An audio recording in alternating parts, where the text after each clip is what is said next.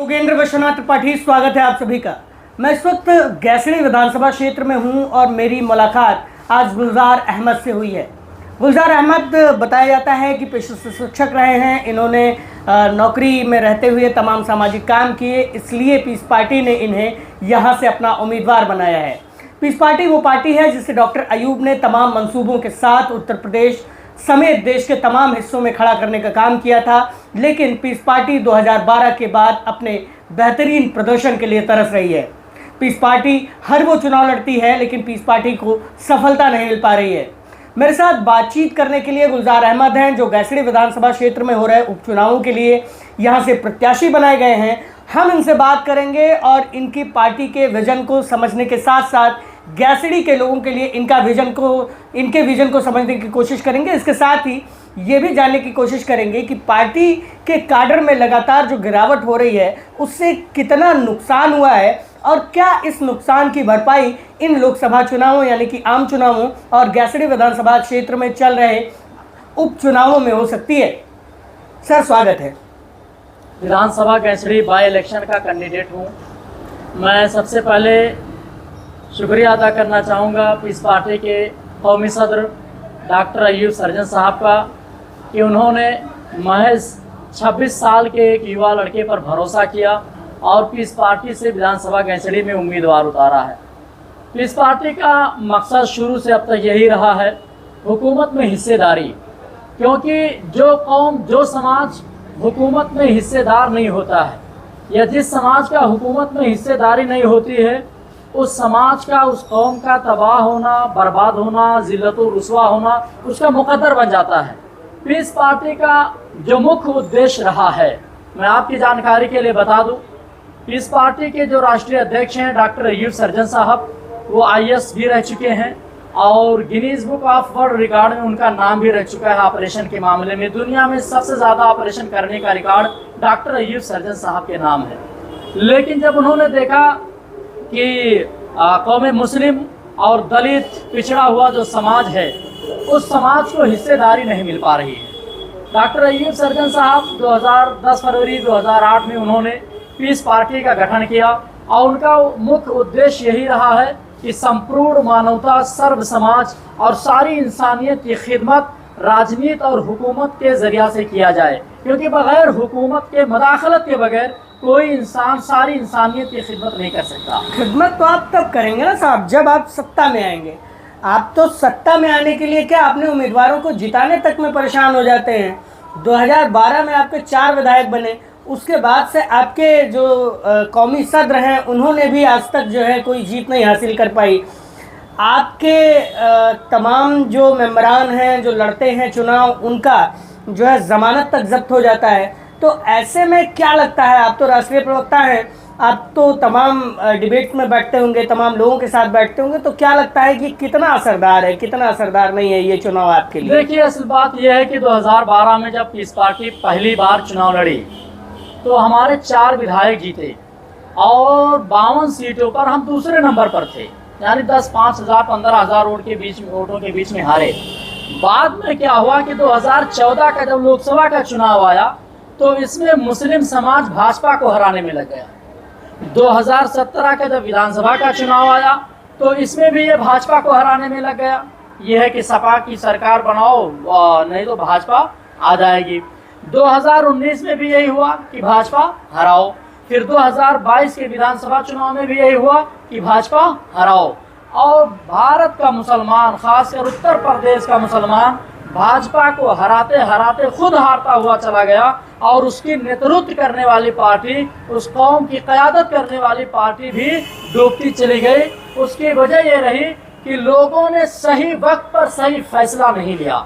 हमें आप कह रहे हैं कि जो पार्टी मुस्लिम समाज का नेतृत्व करना चाहती थी जी, जो पार्टी जो है मुस्लिम समाज को आगे बढ़ाने में अपना योगदान देना चाहती थी, वो इस समय हाशिए पे है। ठीक बात है, लेकिन आपकी पार्टी अकेली ही थोड़ी ना है।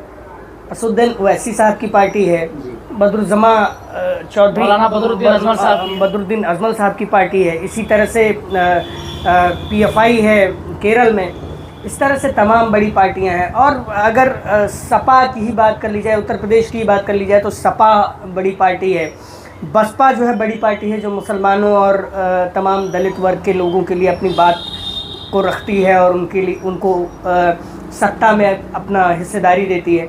तो आप ये बात कैसे कह सकते हैं कि जो हिस्सेदारी है वो तमाम चीज़ें पिछड़ती चली गई? जी, आपने जो अभी बात कही सपा और बसपा की बात आपने कही, नहीं, 2012 हमने आधा दर्जन पार्टियों की बात की जो मुस्लिम धर्म की वकालत करते हैं। हाँ, वकालत करते हैं या मुस्लिम समुदाय की वकालत करते हैं। समाजवादी पार्टी ने ये कहा हाँ। कि मुस्लिम समाज हमें वोट दे 2012 में, हम आपको 18% रिजर्वेशन देंगे।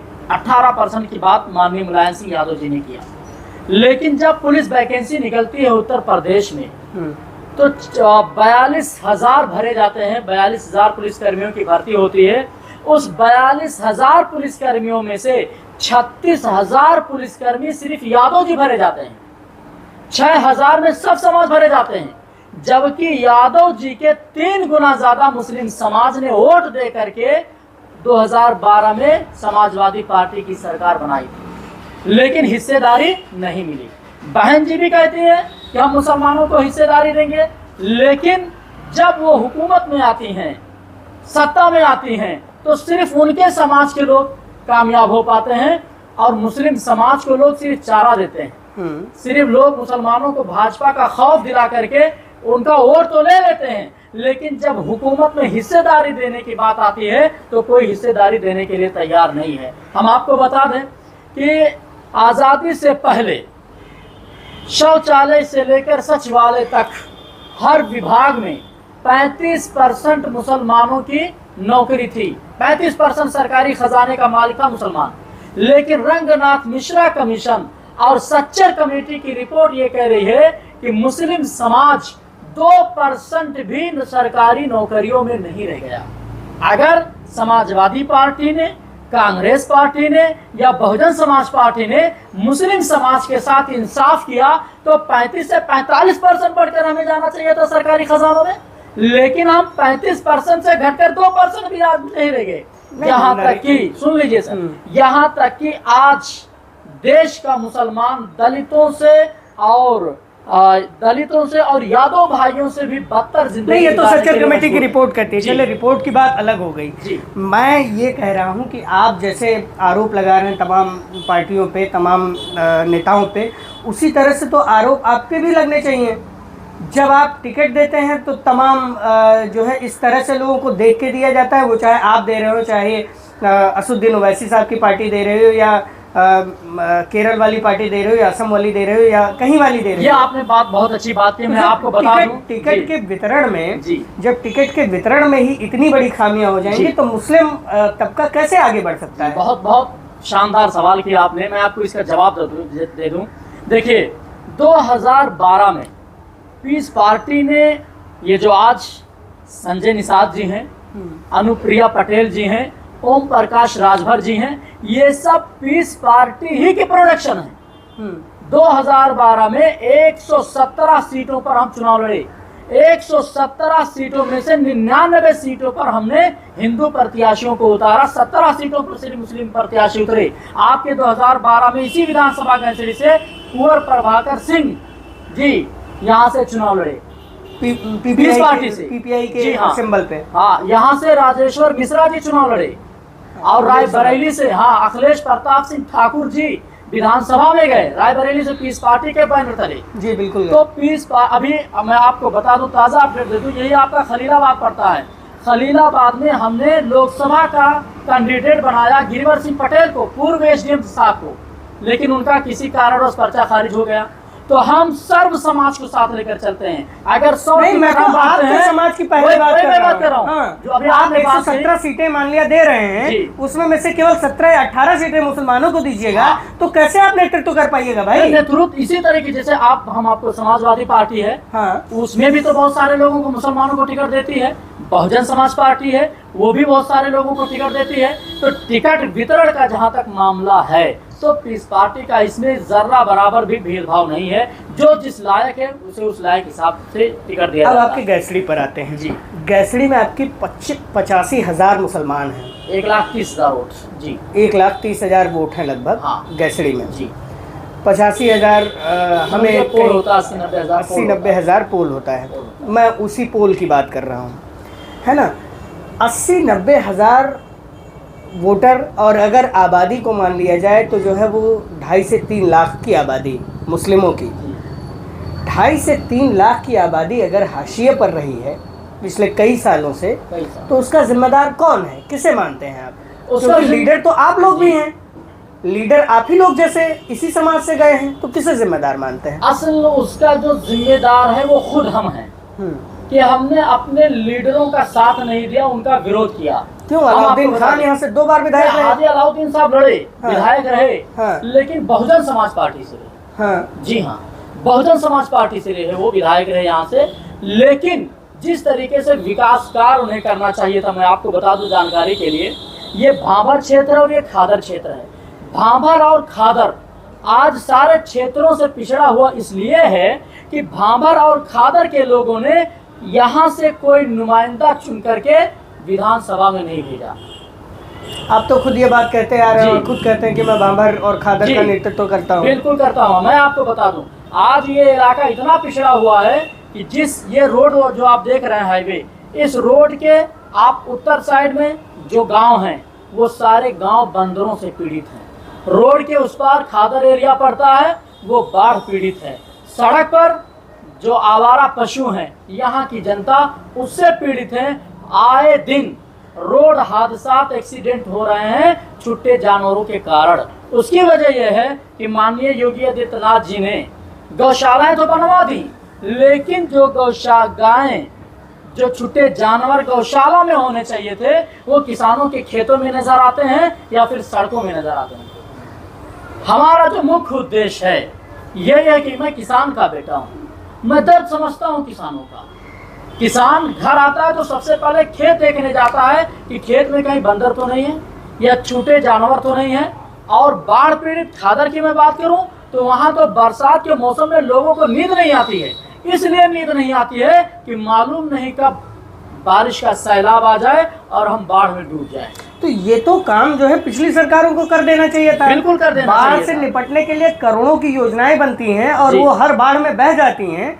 इसका जिम्मेदार तो आपका लीडर ही हुआ ना, जिसे आप लोग जिताते आ रहे थे। जी, यहाँ से शैलू सिंह विधायक जी। रहे, यहाँ से डॉक्टर एसपी यादव विधायक रहे, अभी उनके बेटे मैदान में हैं। तो आपको क्या लगता है कि इन लोगों ने काम नहीं किया, या जनता पार्टी में तमाम, अगर पुराने उसमें जाऊँ तो तमाम लोगों का नाम मैं ऐसे उंगलियों पर गिनवा दूंगा, तो वो लोग जो है काम नहीं किया, और काम नहीं किए तो आप लोगों ने उन्हें जिताया क्यों बार बार? इसकी जिम्मेदारी तो आप मुसलमानों पर ही है ना।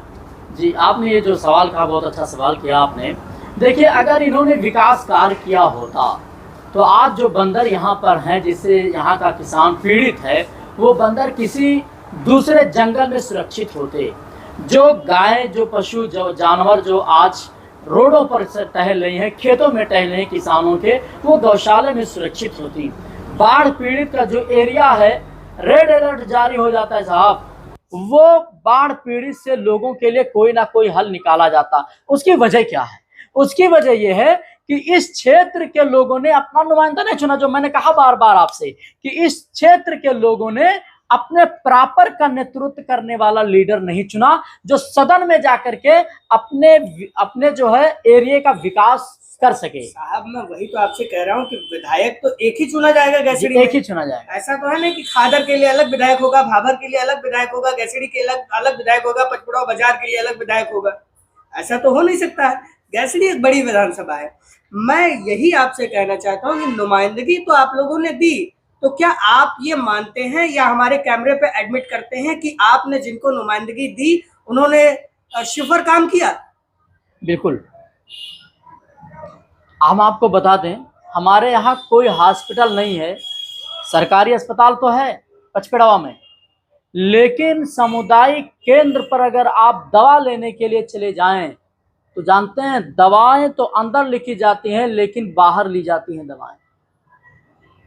वहां पर अगर कोई लड़का जन्म लेता है तो उसके लिए अलग पैसे लिए जाते हैं।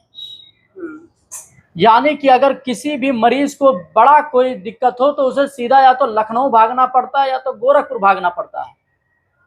बहुत सारी समस्याओं से यहाँ की जनता जूझ रही है और उसका समाधान सिर्फ और सिर्फ अपने एरिया से जब आप लीडर चुनकर विधानसभा में पहुंचाओगे तभी हो पाएगा।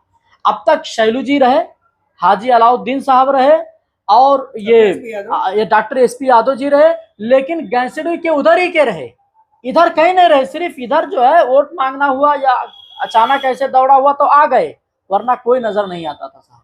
नहीं, शैलू तो कहते हैं मैं तो लगातार चलता रहता हूँ, राकेश कहते हैं मैं लगातार चलता रहता हूँ।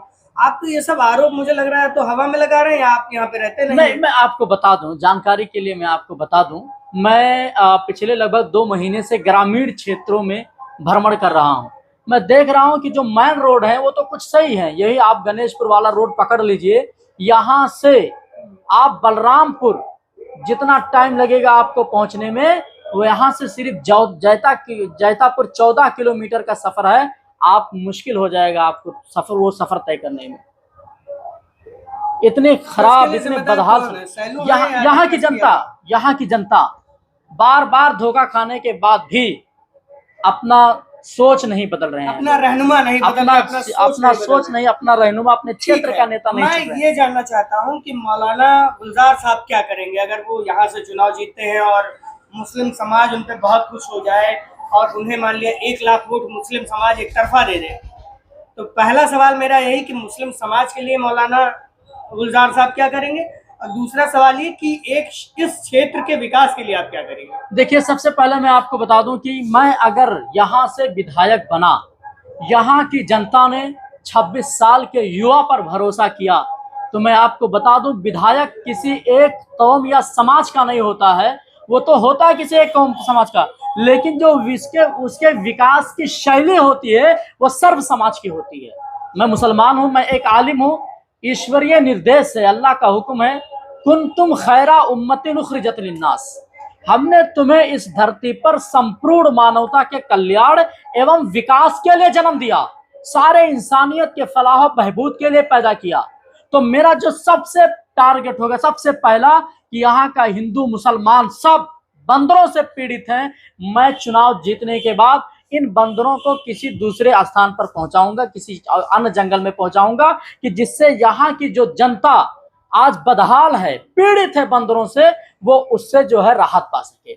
दूसरा हमारा काम ये होगा कि हम चले जाएंगे खादर क्षेत्र में, जो बाढ़ पीड़ित क्षेत्र है, हम उसका मुआयना करेंगे कि क्या सिस्टम ऐसा लाया जाए कि जिससे यहाँ की जनता जो बाढ़ से पीड़ित है उसके समस्याओं का समाधान हो सके। और तीसरी चीज जो मैं कोशिश करूंगा कि हमारे विधानसभा गैंसडी के अंदर तहसील नहीं है, तहसील यहाँ से 30 किलोमीटर का सफर करना पड़ता है तुलसीपुर जाने के लिए। मैं कोशिश करूंगा, सदन में आवाज उठाऊंगा कि विधानसभा गैंसडी या फिर गैंसडी में, नगर पंचायत गैंसडी में या पचपेड़वा के आसपास में कहीं भी जो है तहसील बनाया जाए। और जो हमारा सबसे अहम मुद्दा होगा वो स्कूलों में। आज आप देख लीजिए, सरकारी स्कूलों में चले जाइए आप, बच्चे नहीं दिखाई देंगे। नहीं, योगी आदित्यनाथ तो मंचों से कहते हैं कि उन्होंने कायाकल्प योजना लागू की, स्कूल बिल्कुल कॉन्वेंट के स्टेटस से चमका दिया गया, मास्टर रहते हैं, बच्चे पढ़ते हैं, मिड डे मील मिलता है, उनके खाते में वजीफा आता है, खाते में ड्रेस और तमाम चीजों का पैसा जाता है। तो ये सब आपको दिखाई नहीं दे रहा है? साहब, दिखाई दे रहा है, जो मुझे दिखाई दे रहा है मैं वही तो बता रहा हूं आपसे। आप स्कूलों में चले जाइए, 10, 15, 20 बच्चे आपको मिलेंगे, क्योंकि बेहतरीन शिक्षा उनके लिए नहीं है। हमारा जो दूसरा मकसद होगा, मतलब आप कह रहे हैं कि योगी आदित्यनाथ जी का जो दावा है वो हवाई है, बिल्कुल वो वही 15 लाख अकाउंट में आएंगे, वही वाला सिस्टम है। 34 रुपए 35 रुपए डीजल पेट्रोल मिलेंगे, वही वाला उनका सिस्टम है। तो मंच से भाषण दे देना, कह देना अलग बात है, अमली जामा पहनाना, जनता के लिए काम करना, ये अलग बात है। ठीक है, आप अपनी बात आगे बढ़ाएं। और दूसरा जो हमने कहा आपसे कि यहाँ पर एक सामुदायिक केंद्र है, स्वास्थ्य केंद्र जी, आप चले जाइए वहां पे, आप देखेंगे तो दरवाजे टूटे हुए हैं, बेहतरीन चेयर नहीं है कि जिस पर लोग बैठ सकें, बेहतरीन जो है वहां पर लगा हुआ जो बेडिंग नहीं है कि वहां पर लोग लेट सकें। ये हालत है, जर्जर हो चुकी है जिंदगी। हमारी कोशिश ये रहेगी कि हम इस मुद्दे पर काम करें। और जो सबसे अहम मुद्दा हमारा है कि अभी ये गर्मी का मौसम आप देख रहे हैं, आप चले जाइए देहातों में, लाइट आपको जल्दी मिलेगी नहीं, और लाइट मिलेगी भी तो पंखा ऐसे ऐसे नाच रहा होगा। यानी कि अगर मोबाइल भी सही तरीके से अगर आप चार्ज करना चाहे तो नहीं कर सकते। यदि यहाँ की जनता ने गुलजार अहमद को विधायक बनाया तो मैं आपसे वादा करता हूं कि विधायक निधि का जो भी पैसा होगा मैं अपने अकाउंट में ना लेकर के वो जनता के विकास के लिए काम करूंगा। विधायक निधि का जो भी होगा, सोलर प्लांट होगा, मस्जिदों पर लगेंगे, मंदिरों पर लगेंगे, सर्व समाज के लिए काम करेंगे। आप ग्रामीण क्षेत्रों में चले जाइए, रोड और नाली पता ही नहीं चलता है। बरसात के मौसम में अगर एक बार बारिश हो जाए तो आप उसमें गेहूं भी डाल सकते हैं, उसमें धान भी डाल सकते हैं, उसमें धान भी डाल सकते हैं। मैंने तो शैलू से जब सड़कों के बारे में पूछा, उन्होंने कहा सड़क खराब है, आप मुझे दिखाइए। तो मैंने ग्रामीण क्षेत्रों का नाम लिया तो वो कह रहे हैं कि जो लोग बोल रहे हैं वो लोग या तो दिखाई नहीं देता है उन्हें, या तो जो है। आप जहां बैठे हैं जूड़ी कुइयां चौराहे पर, जूड़ी कुइयां चौराहे से लेकर रेलवे उस पार जैसे आप उतरेंगे, आप चले जाइए रामनगरा तक, सारे खड़ंजे हैं। ठीक, हम आपको बताएं, आप चले जाइए यही बरगदवा से, आप जैसे बड़गों की तरफ, अभी मैं रात में बड़गों में था, बड़गों में रोड जो है नीचे है और नालियां ऊपर हैं, पानी बह रहा है। तो कहां विकास कार्य हुआ? बता देना जनता को, अलग सब्जेक्ट होता है। विकास करके दिखा देना जनता को, ये अलग सब्जेक्ट होता है। ये अलग सब्जेक्ट होता है। और 26 साल के युवा मौलाना गुलजार साहब हमारे साथ थे। इन्होंने अपनी बात बहुत ही साफगोई से रखी। इन्होंने बताया कि इनके पास क्या विजन है, इनकी पार्टी क्यों बार बार हार रही है, और क्यों इनकी पार्टी जो मुस्लिम समाज की रहनुमाई के साथ साथ सर्व समाज के रहनुमाई की बात करती है, वो कैसे जमीन पर सक्सेस हो सकती है। आप जो है इस पार्टी के राष्ट्रीय प्रवक्ता भी हैं, इसके साथ ही गैसरी विधानसभा क्षेत्र से उपचुनावों में अपनी दावेदारी पेश कर रहे हैं, जनता के बीच जा रहे हैं। अब देखना होगा कि 25 मई को जब वोटिंग होती है तो जनता किसके पक्ष में अपना फैसला सुनाती है, और 4 जब वोटिंग की गिनती होती है तो कौन माननीय विधायक गैसरी बनता है। बलरामपुर से मैं योगेंद्र विश्वनाथ त्रिपाठी।